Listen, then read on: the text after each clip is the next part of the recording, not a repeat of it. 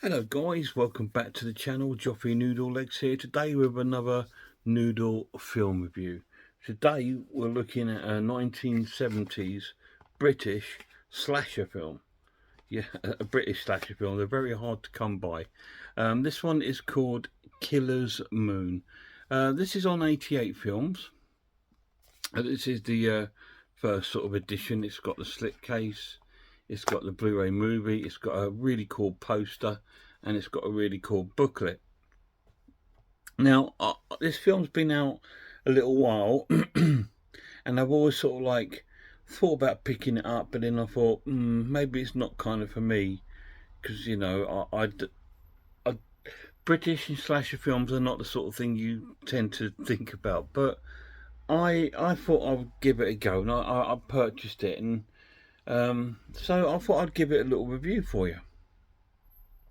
The film starts off in like this sort of small English sort of village where we got these girls on a coach trip, and they're all sort of singing songs on this coach, and they're all heading out supposedly to meet up with some other sort of school children at this sort of hotel somewhere in Scotland. They're not there; they're on their way there. So it looks like the north of England, almost like Yorkshire sort of area. And they're going up there, and we see this guy that's jogging, and he sort of notices the coach kind of coming along the countryside, and sort of like he's sort of like clocked it, and then he sort of runs towards like the little village, which is a beautiful little village. It doesn't look too different to this sort of area, to be honest.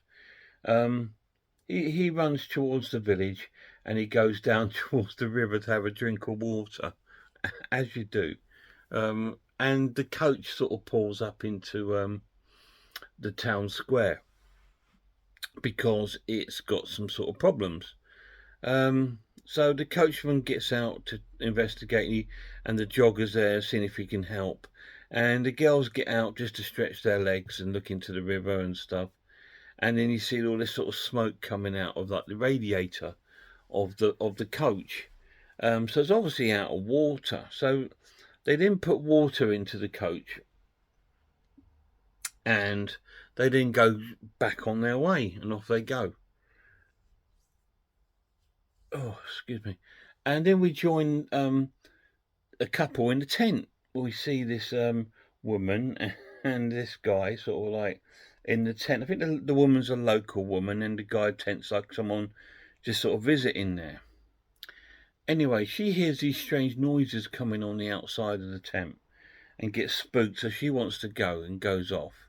So she makes her way out of the tent and off she goes. Um,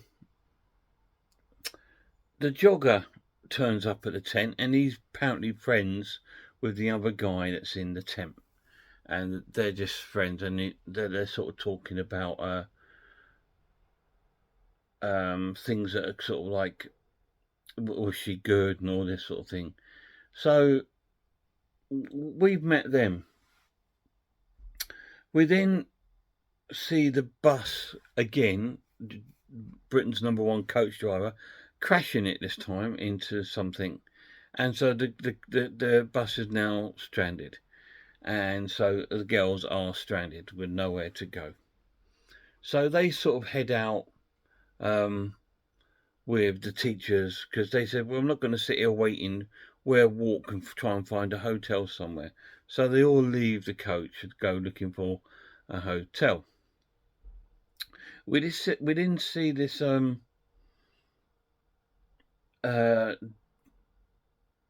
old boy who's like a groundsman, and he's sort of like walking around, and he finds this dog that's been injured, has had one of his legs cut off. This dog earlier was found by the guys in the tent, and they bandaged it up. But he's now come to the guy, the old boy, and the old boy sort of walks him back and takes him to his house. So it obviously belongs to him. And meanwhile, we cut to London, and in London we see these I think it might be doctors talking about some escaped lunatics that have escaped from a sort of like asylum in that area, that little village area. And first of all, they're trying to discuss, well, how do they get out? How do they get out? And all this sort of thing. And then they start discussing what kind of patients they are. We've got a child killer. We've got a serial sort of rapist. And these sort of guys are like all sort of like criminally insane. And 4 of them have escaped. And we see that the guys that axe is missing. The guys in the tent, their axe is missing. I wonder who's taken that. And then we see sort of like the 4 sort of criminals sort of jumping over a little river. So they're on the run and they're in the area. Then I'm trying to remember it. The groundsman sort of bumps into these schoolgirls who are just walking up towards wherever they don't know where they're going, and he bumps into them, saying, well, what are you all doing out this time of night? Tonight doesn't feel right. There's something strange going on. He sort of sensed it, and they sort of explained that his coach is broken down, and the coach driver's there with them, and they're looking for hotels. He said, well, there's no sort of hotels this time of year, but there is one that's not open yet, but maybe they'll let them stay. And he says, well, I'll guide you to this hotel. So that's the plan. So he's walking off to take these guys to the hotel. And then they kind of arrive at this really sort of like almost like a mansion castle hotel, and it's just like one beautiful building in the middle of nowhere. So they then approach this building to see if they can stay there for the night. So they go over to the door and knock and speak to the woman that runs the hotel. And she says, well, we're not open for another week yet. Anyway, by this time the bus driver's had enough, and he says, well, I've got a sleeping bag in the bus. I'm heading back. So he leaves them. And so the woman that owns the hotel feels a bit sorry for him, says, well, you're stuck in the middle of nowhere. I'll sort you out. I'll put you up for the night. So they all go in there, all the girls. These are school girls, so, you know, it's like... So anyway, they all go into this hotel. And then our bus driver's making his way back through the woods, and he starts hearing these noises. And then we see like an axe come down and sort of swing and take him out. So he's then killed. So he's killed. So that's our sort of first sort of victim. And then we join our groundsman. He's made his way back.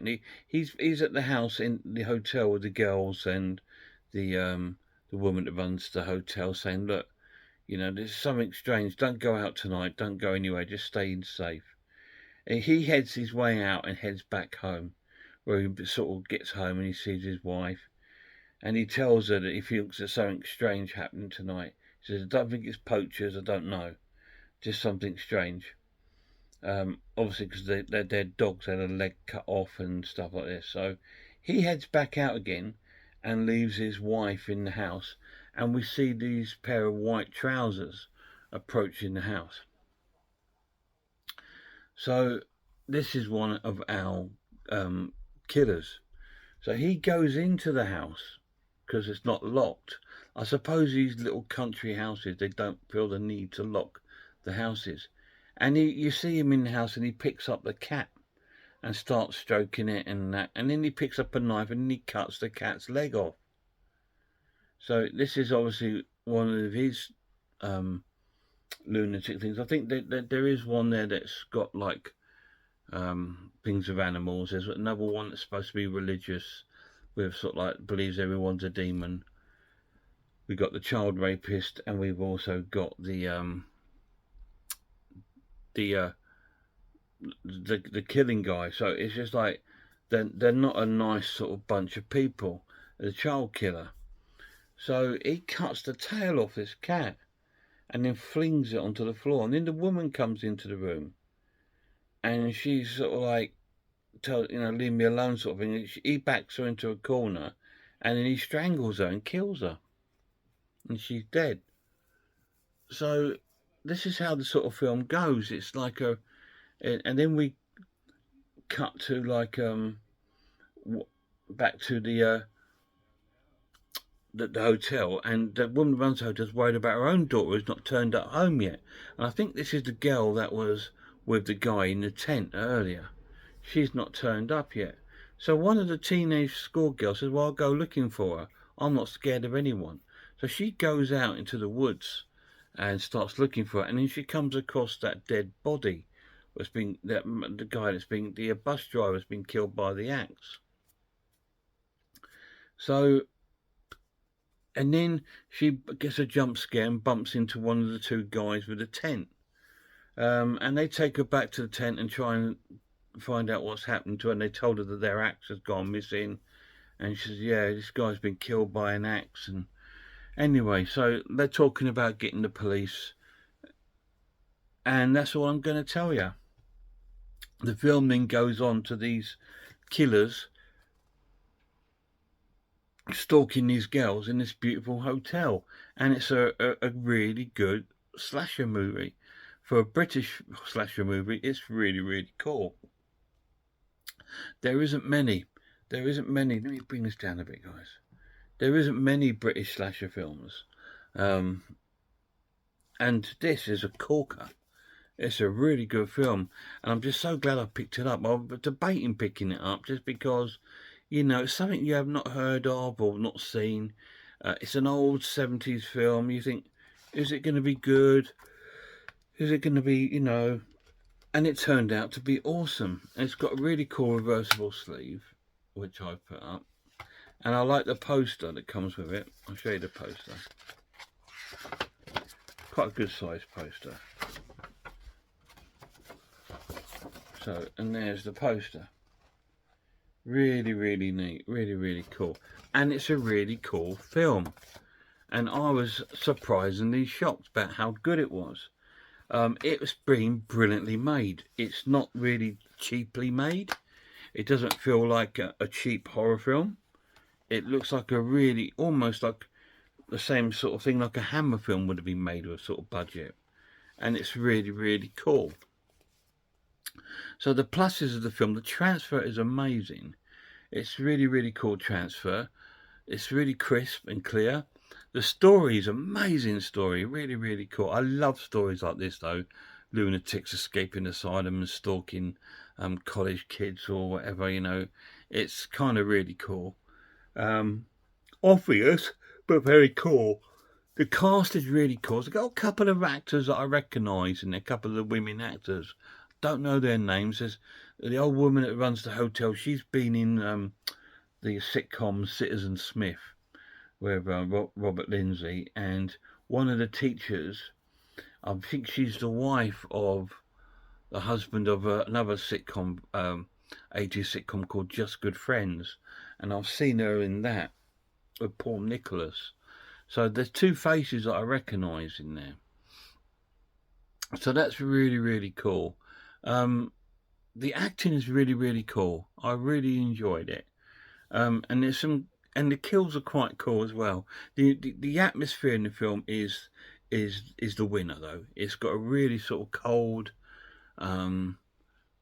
eerie sort of atmosphere because everyone's still quite blasé about what's going on, because these are country folks, so they're hardened and so nothing's new to them. But yeah, it's original, and for something to come out of Britain like a slasher movie, that is so cool. I just wish we had more. I really do wish we had more sort of British slashers. I'm going to rate this an excellent watch and give it an 8 out of 10. Yeah, it does lack some sort of like things in it. Obviously, the gore. There is some in there which is quite cool. There's quite a bit of blood splattering going on later into the film, and it's quite controversial in a lot of ways, especially like some of the way the girls are talking. You're like, what? And the girls, oh well, if you've been raped, and then, well, at least you can get over that and carry on, you know. And it's like, it was really, really strange, some of the sort of language in there. And I just think you wouldn't get away with that today. So it's some quite uh sort of, oh, that's a bit close, sort of remarks going on in the film. But it's really, really cool. Killer's Moon, 8 out of 10. Really cool British slasher movie. Any of you guys seen it? If you have, let me know down below what you thought of it. There's not enough sort of films like this out there, especially from British films. There's loads of American slashers. We've seen them all, we know them all, but British slashers, when you come across one, especially a good one, it's like, wow, that's an absolute treasure. And it's one of the better ones. And it's definitely worth a watch if you've not seen it. Check out some horror channels for me, guys, please. Check out Horror Hands, Horror Geek, Man v Film, RS Designs, Pizzlewell, I'm the Ice Lord, Cat Watches Horror, Grumpy Andrew's Horror House, and Sarah Watches Horror. Sarah of Horror, sorry. They're all amazing channels. Till next time, look after yourselves, look after one another, and I really hope I'll see you all soon.